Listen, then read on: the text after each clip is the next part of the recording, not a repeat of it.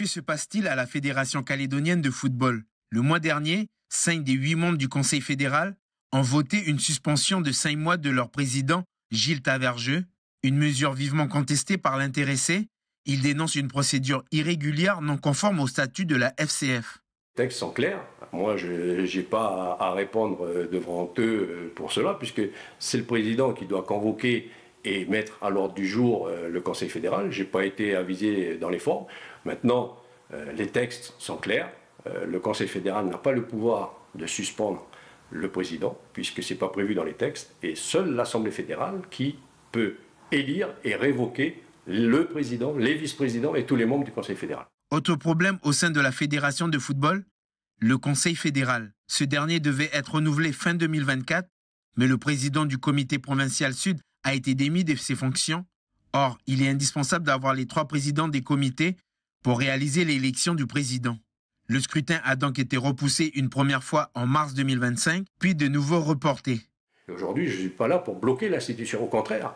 Moi, je les invite à venir au Conseil fédéral parce qu'il y a des décisions importantes qui doivent être prises. Il y a déjà, fixer la date et le lieu de la prochaine assemblée ordinaire qui nous permettra, d'arrêter les comptes 2024, ensuite de voter notre budget prévisionnel de 2025. Et la chose la plus importante, c'est de enfin pouvoir discuter et mettre en place le calendrier des élections fédérales.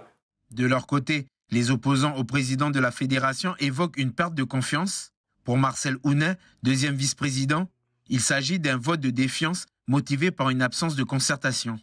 Il y a eu une cassure totale au niveau du Conseil fédéral, et notamment le 21 janvier, dans laquelle on a demandé 16 points à l'explication au président concernant la bonne gouvernance, la gouvernance partagée, des dossiers, des projets dans lesquels on est en attente.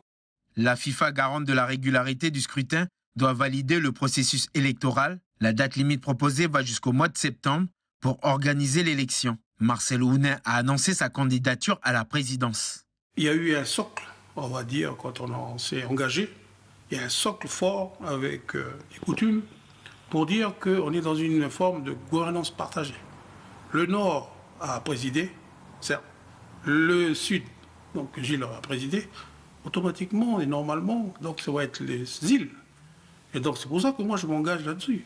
Et nous, dans les îles, on a énormément de problématiques à lever. Et notamment, je parlais tout à l'heure du transport, mais aussi de l'hébergement. Le président compte organiser une assemblée fédérale extraordinaire le 3 août à Païta, notamment pour entendre 3 membres du Conseil fédéral sur des dettes révélées en 2024, une crise qui secoue la FCF sur fond de désaccords internes et d'échéances électorales décisives.